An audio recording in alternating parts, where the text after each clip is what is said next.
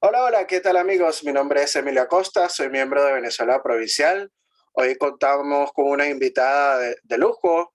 Se trata nada más y nada menos que la profesora uruguaya de Historia, egresada de IPA, con especialización en máster en Historia Iberoamericana del CCIC de Madrid y doctorado en Psicología de la Universidad Atlántica Internacional a distancia de Estados Unidos y también miembro del Parlamento Global Hispano. Se trata nada más y nada menos que de Mónica Nicolielo. Así que bienvenida, doña Mónica, a Venezuela Provincial. Bueno, muchas gracias, Emilio, por este cálido acogimiento y encantada de estar en tu programa. El placer es de nosotros, Mónica. Y bueno, hoy vamos a estar, como dije, hablando del Parlamento Global Hispano, ¿no? El Parlamento Global Hispano será un foro que une y represente y defienda a todos los hispanos del mundo, aprovechando las facilidades que hoy en día la tecnología en general y las redes en particular, las redes sociales en particular, pues nos facilitan mucho el contacto de un lado al otro del Atlántico. Así que, Mónica, ¿nos puedes contar un poco de qué trata el Parlamento Global Hispano? Y cómo no, Emilio, es en primer lugar una excelente idea porque es un foro, un espacio de comunicación entre hispanos, nada menos que apuntando a 600 millones de hispanos, pero también, como ya adelantabas tú, es un espacio en el cual los hispanos van a estar representados de una manera muy democrática, muy horizontal, porque cualquier hispano, es decir, definiendo hispano como una persona hispanohablante, pero que además adhiere a los valores raíces de la cultura hispana, como son la solidaridad, la generosidad, el bien común. Bueno, cualquier persona hispana por ser hispanohablante y por adherir a la cultura hispana, ¿verdad? Incluso algunos se pueden definir hispanos en un sentido más amplio, puede participar y puede registrarse como elector, como colaborador, pero también puede registrarse como candidato. El candidato, en el caso del proyecto Parlamento Global Hispano, presenta un proyecto sobre una determinada temática a estudiar y a impulsar y a mejorar dentro de la sociedad, y luego, en el mes de septiembre, serían las primeras elecciones para, con esos candidatos, formar el Parlamento Global. Global porque es internacional, porque abarca a las personas más allá de las naciones. Entonces es un organismo muy democrático porque tiene esa posibilidad de ser internacional, de ser horizontal y de que puedan participar en él las personas que quieran, que se interesen y que presenten proyectos.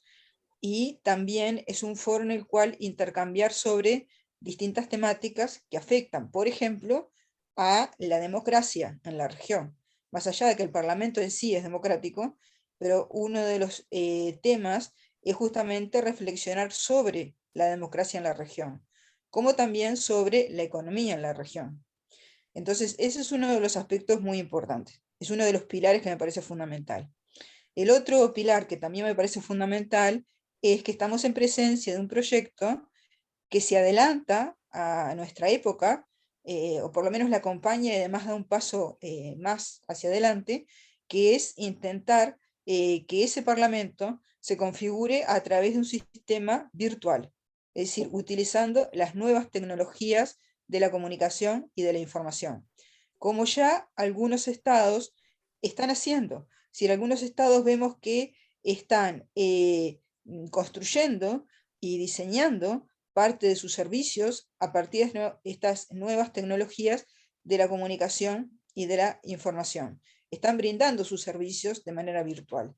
A medida que las personas se incorporan a esta forma de conocimiento tecnológico, entonces también se puede utilizar con esta finalidad democrática, que es de acercar a las personas, de vincularlas entre sí, generando un círculo virtuoso y no el círculo vicioso que muchas veces se genera a través de las redes. No, esto es al contrario. Esto es en el marco de el sumo respeto entre las personas y tratando de impulsar el bien común.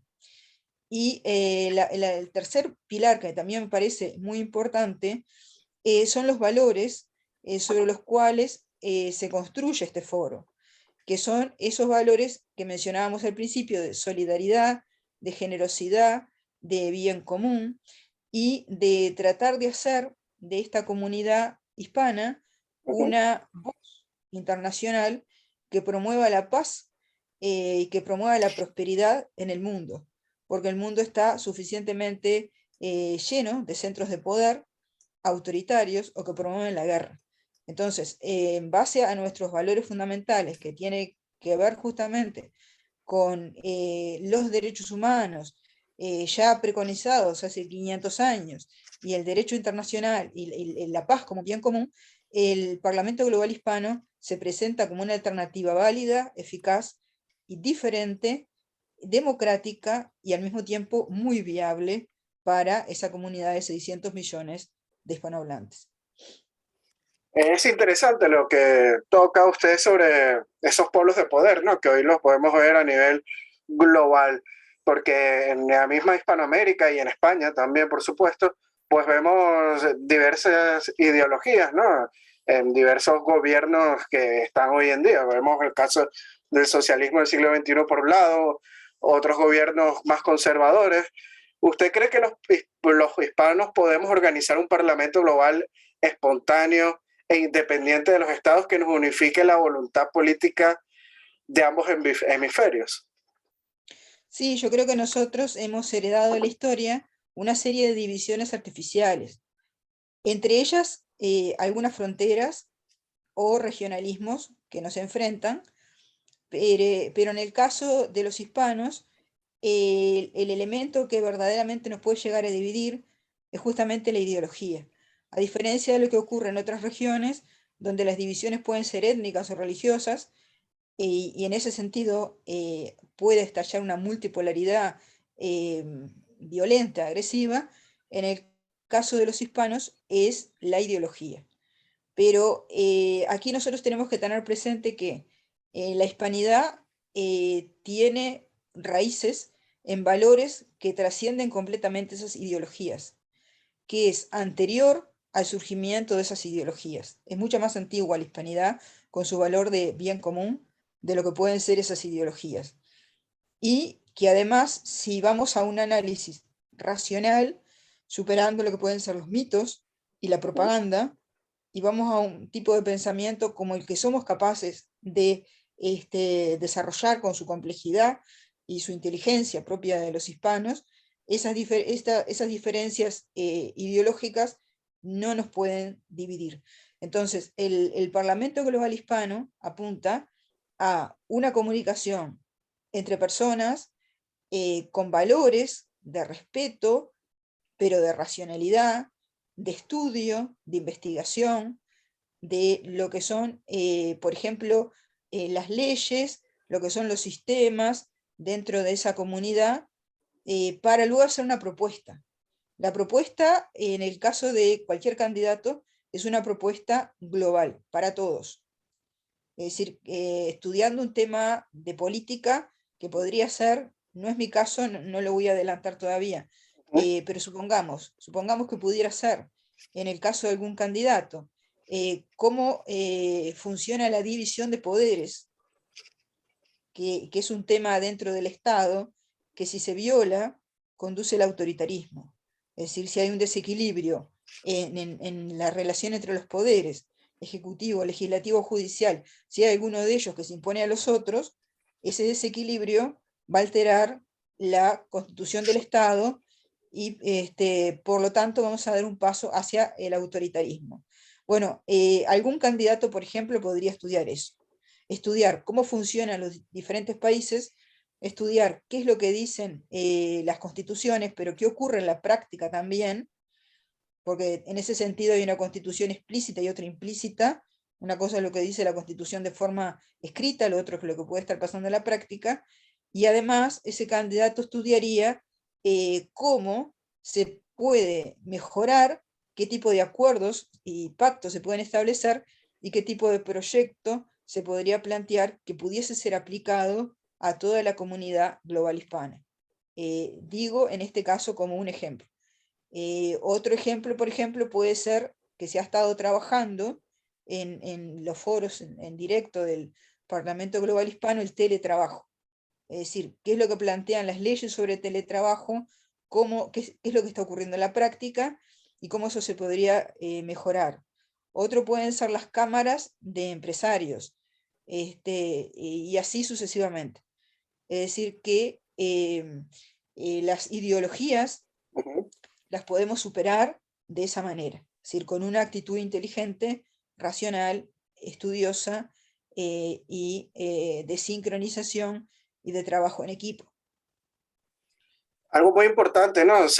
Que resalta sobre las ideologías es que sea de la ideología que se sea, a veces está muy presente tanto en la izquierda como la derecha, como en el centro, etcétera, la leyenda negra antiespañola, que es algo que nos hace dividirnos a los hispanos. ¿Cómo luchar contra esa leyenda negra para lograr los objetivos de este Parlamento Global Hispano?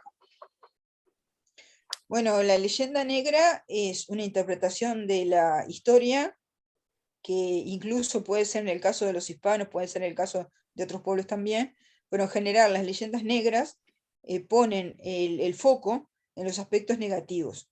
Y en el caso de la leyenda negra anti-hispana, en general, porque es anti-española, pero es anti-hispana, es contra nosotros también, contra todos, eh, no solamente pone en el foco, sino que inventa hechos históricos que nunca ocurrieron, pero que los da a lo que es la imaginación mítica de las personas. Entonces, como las personas tienden a resultar más fácil pensar en blanco y negro, entonces se construye un polo negativo de hechos que no sucedieron realmente. Y como las personas tampoco tienen muchas veces formación para poder detectar lo que es cierto y lo que no es cierto y poder ser críticos, entonces esa leyenda negra puede calar. Y plantea que, por ejemplo, la presencia española en América, ya desde el momento que Colón pone el primer pie, que es una exageración absoluta, eso representa el último día de la independencia de América, por ejemplo, eso se ha dicho, o que tras de establecerse el primer asentamiento, ya empieza una propagación de enfermedades que extermina a toda la población indígena, eh, ese tipo de cosas, o que la religión se impuso por medio de la violencia y quemando personas en la hoguera, cuando lo que tenemos un proceso muy complejo de sincretismo que ya había empezado en Europa, o que se destruyeron culturas que eran muy refinadas, muy elaboradas para imponer la barbarie. Ese es el mecanismo con el cual trabaja la leyenda negra. Ahora, cuando nosotros vamos a el estudio de los datos, nos encontramos con cosas más interesantes, mucho más profundas, como que el indígena en América es un protagonista, es un actor de primera línea, por lo tanto nadie lo podía arrasar. Y es el propio indígena americano, cuyos descendientes en parte somos nosotros, porque somos resultado del mestizaje, pero es el propio indio americano el que participa en la conquista, el descubrimiento y la colonización. Los españoles eran una ínfima minoría, independientemente de la capacidad de catalización que tenían de los acontecimientos históricos y el enorme aporte cultural que estaban haciendo, porque si no, no hubieran tenido influencia ninguna. Es decir, si hubieran traído elementos culturales y que no hubiesen sido importantes, no hubieran podido influir tanto sobre la realidad, pero eran la ínfima minoría. La absoluta mayoría, y por lo tanto los que participan poniendo población en los procesos de descubrimiento, conquista y colonización, son los propios indios americanos. Entonces, ese es el tipo de relato al cual habría que propender. Lo mismo que la monarquía hispánica no se impone por medio de la fuerza. La monarquía hispánica se impone construyendo lentamente acuerdos paso a paso con cada uno de los grupos indígenas, a tal punto que la monarquía hispánica era una sumatoria de acuerdos de paz entre centenares de pueblos indígenas a lo largo de sus 40 millones de kilómetros cuadrados que en principio pertenecían a la monarquía hispánica, después fue perdiendo territorio, pero como mínimo siempre fueron 40 millones de 20 millones de kilómetros cuadrados. Bueno, a lo largo de esos 20 millones seguros de kilómetros cuadrados, se establecieron pactos con los pueblos indoamericanos que sería muy interesante estudiar, porque esa es la verdadera historia de América, es decir, no son los navegantes que pasan por las costas, o es un acontecimiento militar, una batalla, sino que es lo que hacen los pueblos concretos cuando descubren, colonizan, introducen la agricultura, introducen la ganadería, y eso muchas veces la monarquía hispánica lo hace con pueblos que son indoamericanos. No necesita traerlos de la península ibérica. La península ibérica, España, tenía 5 millones de personas. Con 5 millones de personas no hubiera sido posible fundar ciudades desde lo que es hoy en día el sur de Estados Unidos hasta la Argentina. 25 universidades, 700 ciudades, en prácticamente el transcurso de una generación. Eso solamente se podía hacer independientemente del espíritu aventurero y el espíritu de iniciativa de los españoles, independientemente de eso, pero la población en sí, la mayoría de la población que podía llegar a habitar esas ciudades, era indoamericana o incluso también era africana, de origen africano. Entonces, ese enorme aporte tiene que estar en los libros, y si no está, la verdad que la leyenda negra, aparte de ir contra España, va contra esos otros pueblos que participaron en ese proyecto conjunto con España, y que eran indoamericanos y que eran afroamericanos. En ese sentido, yo creo que la leyenda negra no la podemos reducir solamente a lo que es España, sino que es un relato mítico desfavorable contra nosotros mismos. Y en el Parlamento Global Hispano van a tratar de luchar contra la leyenda negra, me imagino, ¿no? Porque tendrán algún plan, porque es algo que nos está desuniendo. Y otra pregunta también es que muchos, aquellos que luchan contra la leyenda negra antihispánica, pues hacen llamar hispanistas, pero sé que para ser miembro del Parlamento Global Hispano no hace falta ser hispanista, ¿no es así? Sí, no hace falta ser hispanista. Hispanista es alguien que estudia en profundidad la cultura hispana, que se dedica a eso, que tiene un grado de erudición sobre la cultura hispana. Aquí estamos hablando de hispanos en general, como se llama, por ejemplo, los descendientes de hispanoamericanos en Estados Unidos, que se llama hispanos, pero también se llama hispanos en España, a los pueblos de la península, y a su vez se llama hispanos en Hispanoamérica, a los pueblos que habitan los países hispanoamericanos. Entonces es una idea general que va más allá de lo que es un estudio erudito de unos hispanistas. Estamos hablando de los que son hispanohablantes, incluso personas hispanohablantes y que además pueden hablar otras lenguas, eso no está excluido, pero que tienen justamente una conciencia de la cultura hispana, que les permite no caer en ese tipo de mitos y de leyendas, como puede ser la leyenda negra, y por lo tanto apostar al desarrollo de la autoestima entre nosotros, que es lo que nos puede estimular para ir hacia adelante, porque si nos quedamos en las tristezas de una leyenda negra, que además es totalmente falsa, y que nos desmerece, no vamos a poder avanzar. Eso le pasa a cualquier pueblo. En el caso de nosotros, lo que necesitamos es un relato que sea cierto, que el histórico, y el histórico real es una verdadera epopeya de construcción de civilización que ocurrió en América, entre pueblos de diferentes raíces. Entonces, eso lo tenemos que estimular a las personas, sobre eso tenemos que reflexionar, sobre eso se puede trabajar en la cultura, en la radio, en la televisión, y también se debería trabajar en las escuelas y en los manuales de estudio, incluir este tipo de temas, y en la formación de los profesores también, porque es fundamental para la construcción de una identidad sana, pero también un poquito dejar de mirar el pasado, bueno o malo, y apoyarnos en él para ir hacia adelante, para a partir del presente, tal cual lo tenemos en este momento, bueno o malo, pero que es nuestro presente y somos nosotros, apoyarnos para ir hacia el futuro. Entonces, planificar proyectos hacia el futuro, teniendo en cuenta las oportunidades nos da el siglo XXI, los desafíos y las oportunidades que nos brinda el siglo XXI.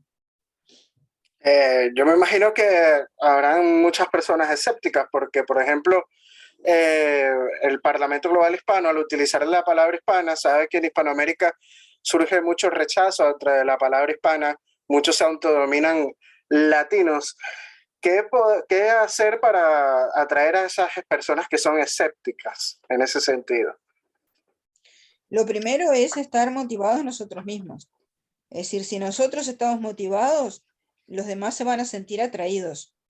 Pero además tenemos poderosos motivos como para decir lo que decimos en cuanto a que podemos llegar a formar una sola voz. De hecho, nos vemos como una sola voz. Las personas tienden a sentir que las divisiones son artificiales y que en el fondo somos una sola cultura. Y como una sola cultura, que además estamos hablando de una cultura continental o más que continental, abarca varios continentes, el peso demográfico que podemos tener en el mundo es fundamental. Por no decir que controlamos una región que tiene salida a todos los mares, que por ejemplo concentra la mayor parte de los recursos hídricos del mundo en un planeta que se está muriendo de sed, que por ejemplo somos una región productora de alimentos en un mundo que escasean los alimentos, y más ahora con la guerra van a escasear los alimentos, en una región donde encontramos todos los minerales que se puedan necesitar para la industria, y muchos de ellos que son de vanguardia. La unión es lo que permite sumar fuerzas y crear sinergia. Y esa sinergia es lo que nos permite ir adelante. Yo siempre digo, si nos unimos, nuestros hijos, en lugar de ser los desocupados, van a ser los que participen en una misión a Marte. Y eso de que nuestros hijos participen en una misión a Marte o donde sea, en las estrellas, sería lo que podría emular aquellos viajes del Renacimiento que nos permitieron descubrir el mundo a lo largo de los mares y de los continentes también. Bueno, eso es lo que nos proyecta el futuro y que nos hace pensar en todas las posibilidades que nos puede brindar nuevas y nuevas revoluciones tecnológicas, pero donde seamos nosotros los que tengamos el control de ese desarrollo tecnológico. Eso es muy importante, conocer la ingeniería de esos temas, la tecnología de esos temas, pero es muy importante también tener confianza. En la medida que nos tengamos confianza, es que nosotros podremos lograr eso. Así que también hay una cuestión de tecnología de la mente. Hay que prepararse mentalmente para eso, hay que estar motivado, hay que creer en uno mismo. Eso es lo que yo le diría a los escépticos, que muchas veces el escepticismo existe por falta de elementos para estar más motivado.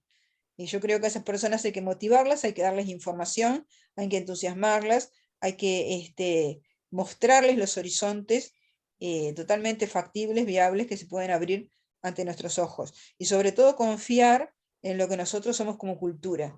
No somos una cultura guerrera, no somos una cultura destructiva, no somos una cultura autoritaria, no somos una cultura de odio, somos todo lo contrario, somos una cultura de simpatía entre las personas, de compañerismo entre las personas, que quiere la paz, que quiere que la familia salga adelante, que quiere que las personas salgan adelante, esperanzadora, humana, y pienso que todos esos valores son los que nos dan fortalezas que no vamos a encontrar fácilmente en otras culturas. Bueno, una prueba de esto es que nos estamos comunicando en el mismo idioma a miles de kilómetros de distancia, después de 200 años de habernos separado políticamente, ¿no? Por llamarlo de alguna manera, y que la tecnología nos está ayudando en este momento a comunicarnos, ¿no? Así que es una prueba de que este proyecto puede ser factible. Una pregunta, Mónica. ¿Quiénes pueden formar parte del Parlamento Global Hispano y qué hacer para formar parte de él? Bueno, para formar parte del Parlamento Global Hispano, que es un proyecto por ahora, lo que hay que hacer es registrarse como, puede ser como voluntario o como elector o como corresponsal. Es decir, elector es una persona que está interesada en participar en la formación de este parlamento a través del voto, porque luego se desarrollará una mecánica utilizando justamente la tecnología para que desde muchos lugares del mundo las personas puedan votar, para que puedan votar dentro de unos meses. Luego también se pueden integrar como corresponsales. ¿Qué son los corresponsales? Son personas que participan en la difusión y en la sumatoria de otros interesados a este proyecto. Si los corresponsales, digamos, invitan a otros a participar y además difunden el proyecto. Y luego también se pueden presentar con un proyecto propio como candidatos. Esos serían los mecanismos. Y luego hay compañeros de diferentes equipos que están trabajando en diferentes áreas. Por ejemplo, hay un equipo que trabaja en la parte tecnológica, hay otro equipo que trabaja en la parte de lo que son relaciones públicas, y así sucesivamente las personas pueden incorporarse a este proyecto hasta que tome forma y que realmente pueda construirse, hacerse viable dentro de unos meses simplemente este Parlamento Global Hispano. Sé que hay varias personas ya conectadas con este proyecto. Creo que por Venezuela está César Pérez Guevara y otras personas también importantes del mundo hispano. ¿Qué nombres pueden resaltar dentro de ellas, conocidos? Bueno, yo resalto los nombres de los fundadores del Parlamento Global Hispano, que son Manuel Galán y Borja Ares, ¿Mm? Francisco Borja Ares, que son fundadores. Manuel Galán es español, Francisco Borja es de origen argentino, está casado con una india de la India, vive en Nueva Zelanda, es más internacional. Después también destacaría a los candidatos de Guinea Ecuatorial, porque están aportando lo que es una mirada africana a este tema. Y en fin, luego se han ido sumando cada vez más candidatos, pero la lista de candidatos se encuentra en el sitio web ¿Mm? del proyecto Parlamento Global Hispano, eh, que es Hispanos Globales, Ujú. Wixit, y luego IP Hispanos, ¿no? Ese es el enlace que, al cual acudir para encontrar ahí la lista de candidatos. Así que me parece que además cada candidato plantea una reseña con sus ideas fundamentales, su proyecto, y me parece que sería lo justo que la persona pudiera ingresar a la página y pudiera mirar ahí candidato por candidato para elegir por sí misma el que pueda resultarle más interesante. Cualquiera puede escoger los candidatos, ¿no? Con simplemente hablar español. ¿Sí?